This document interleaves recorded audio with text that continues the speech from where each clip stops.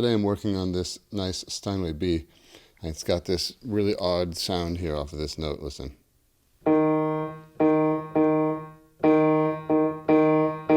Sounds like it's coming from over here. Let's open up the piano.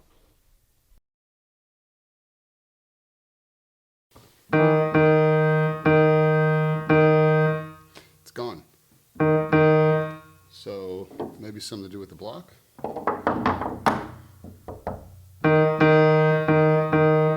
Nope. Let's put the fallboard back in.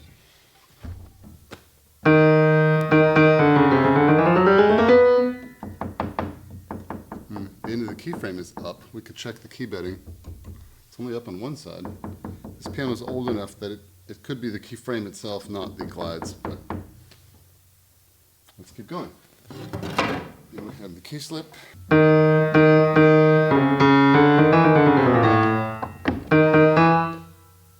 So the noise is gone. I don't know what it was. It was really loud. If it didn't come across on the camera, if you were playing this piano, that would be really annoying. I'm just going to take it apart. But normal way. And let's check the glides. So we grind in here. You know, this, you can push on the pedals, which will actually bow the keyboard, the key bed down a little bit, just from, you know, putting weight on the lyre. And I'm lifting up just a bit on the action rail. Okay, there's one. Oh, my tool. All right. So just a touch. Ooh, that's really smooth. I can see why that may not have stuck. Let's try the end where the noise was.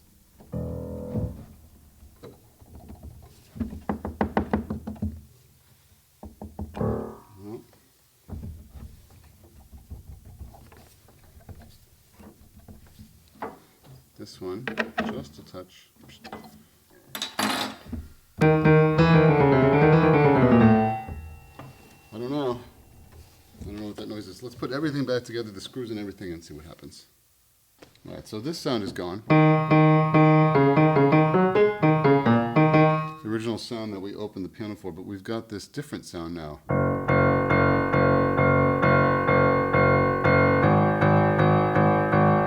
Might be hard to hear with the note going, but there's a clicking sound.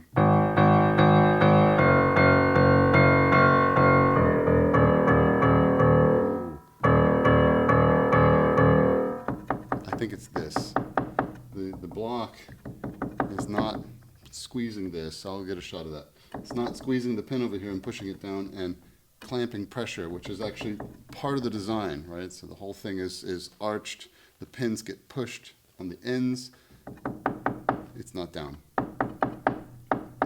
Let's take a look and I'll explain better. So we got it open.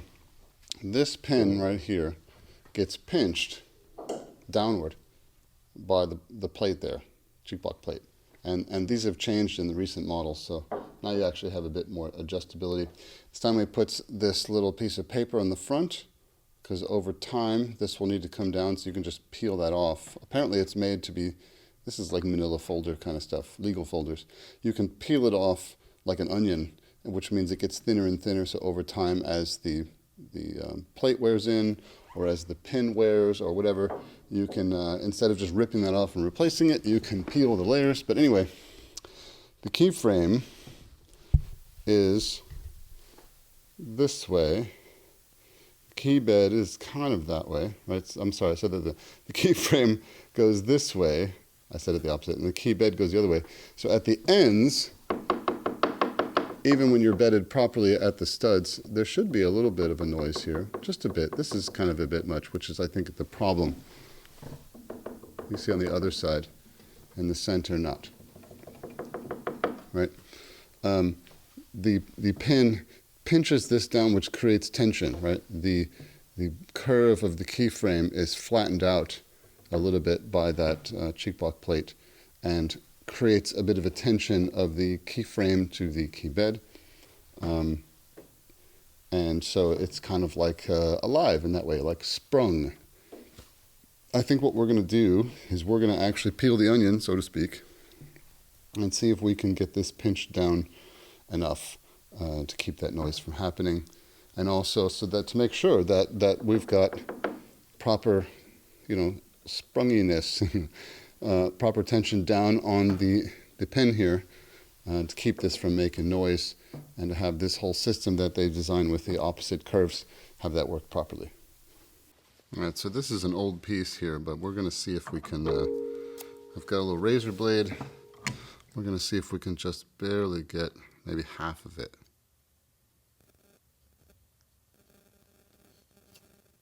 Oh, I don't think this is going to peel anymore. We may just have to shave it.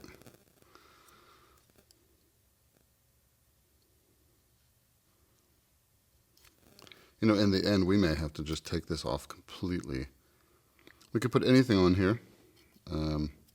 Anything that really covers the entire length. You obviously don't want to leave just a little bit in the middle, right? It wants to be supported completely. I've got glue. Let's just take this off.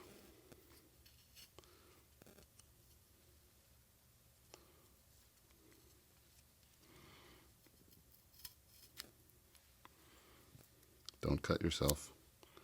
Don't do it. This is one of those instances where you're filming, you're messing with the razor blade, and before you know it, you've got a huge gash in your hand, like right now. Oh, good. Okay, so look, we actually have a layer left. Let's see if that was enough.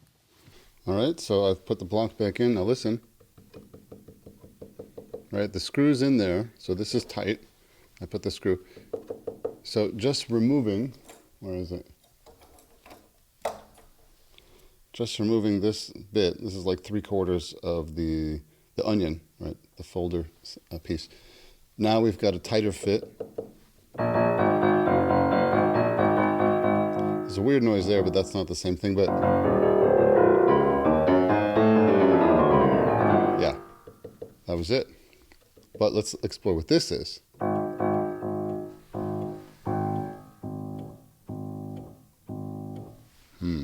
More noises and other disturbances. All right, let's open it up again. So here's the noise. You can see the jack in the window is way off to the side.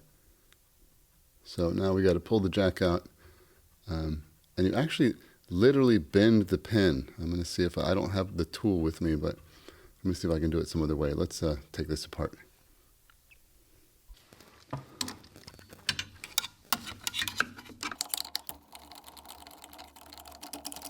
So nice not to have a hammer rest rail and have these bumpers. That way when you take these whippings out, you don't have to worry about it. Make sure you get your screw. Oh. Okay, this is not a problem of alignment. This is a problem of the pin has walked its way out. So we'll just put a new one in. Never just punch it back in. You could rip the felt off the other side as it goes through. Get a new pin. It's always worth doing the right thing. Here are the tools for the job. Obviously center pins, this center pin punch to get the pin out, micrometer, right, which is hard to open one-handed, right, and then this flush cutters, right, not side cutters, flush cutters. I think we talked about this before. Ooh, are they damaged? Yeah, got a chip out of it there. Well, that's unfortunate. Have to get some new ones. Yeah, these must not be very good. And the Domino reamers. You can use rat tail files, you can use anything, but these reamers are great. They're graduated by thousandths of an inch, as you can see with the handwritten numbers. And I love it how these are written in thousandths of an inch, and then this is written in gauge numbers, just so that you have to do the math. I was told there'd be no math involved. I like to use the kind of the bag here for the reamers as a workspace. Right. This is on the jack, which obviously moves constantly, and it does have a bit of a travel in comparison to the whip-in. Maybe, I don't know, a third more travel. It doesn't actually go all the way out to the supporting felt there, but it moves quickly and a lot. And so the pins here can just walk themselves out. You see it on all different brands. It's not a brand thing. Ooh, that was tight on the other side. All right. So let's measure it.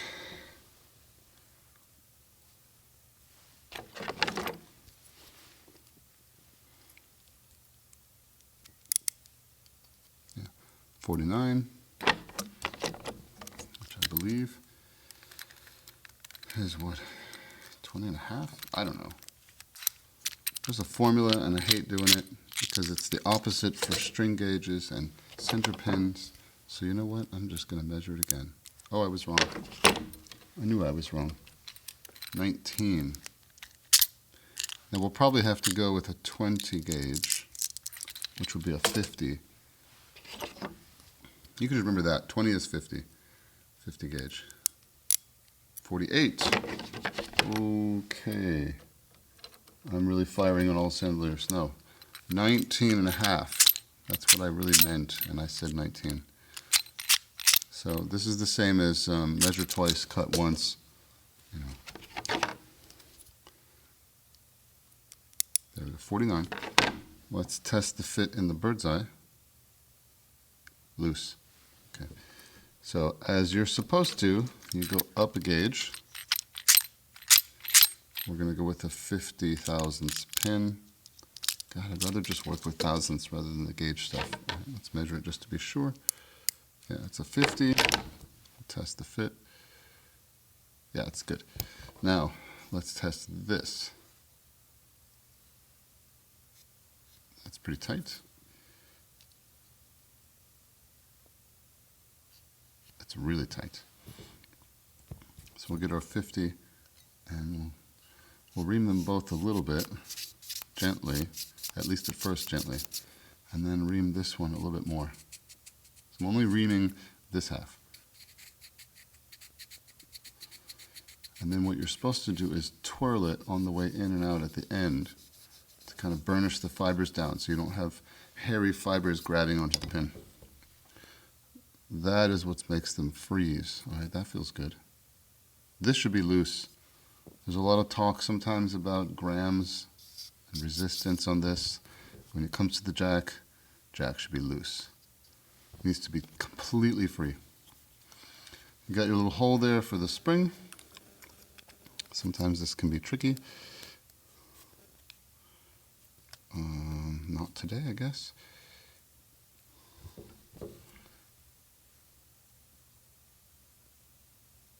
Oh, okay, this is the tricky part. Then, okay, hole and hole. There it is. I can see it through the felt bushing, even if it's impossible to show on camera. There. Or you can just fish around for it. There it is.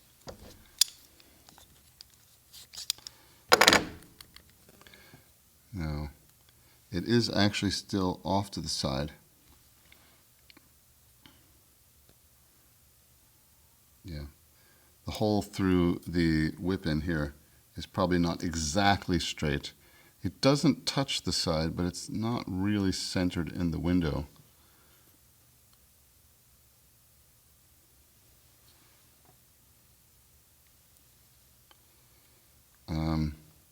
I'm going to leave that. I don't have the tool to knock it with that supports it properly, so I'm going to leave that. We'll cut, obviously making sure not to lose our excess piece. And the reason we use the flush cutters is so that the end here isn't rough and doesn't grab the felt fibers as the pin turns around them just slightly. It can cause this to seize up over time. I think Don Menino had an article about that where he said flush cutters. If I can find it, I'll link it into the description of the video. All right, let's put it all back together and get on to the next thing. Before I move on, actually, a reminder, always keep track of these little bits. I like to use the little baggie here as a workplace to catch them. If you're in a home and you're doing a lot of this, like you've got a piano that has a lot of seized up jacks, there's some brands that really have an issue with that. And you lose these and they end up in the carpet and the pets walk on them and get stabbed by the sharp end, or the people themselves or something like that. Obviously that's no good. Keep track of these, throw them away. One of the necessities for removing parts, putting them back in, the screw starter, this guy. Gotta have one. I don't have one for Phillips, but usually the screws, like Samick pianos, have Phillips head screws, but also have a slot. They have both, so you can use this on them. If you don't have this, it makes this really difficult. These are not intended to be driving screws, so literally just get it started like that, and use your nice screwdriver. Hopefully, if you're lucky, you've been able to find my beloved 7-in-1 crescent screwdriver, which I think is off the market. They just have the crappy replacement with the plastic handle, not the nice rubbery one. Mine was stolen. Ugh. But then I did find this nice one, which I really like, from Wessel. It's got a whole bunch of bits. Really cool. If you look, you can see it's a little proud. Apparently the last time I adjusted the hammer line, that pin was already somewhat out of the jack, and now that it's straightened out and is, properly in there, my adjustment is showing off.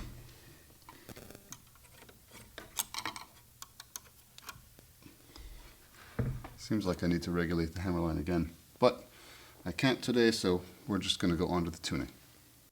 I don't usually talk about tuning in my videos just because I find it's really hard to communicate well about it over video. But if anybody wants to hear me talk about pin setting, hammer technique, partials, let me know.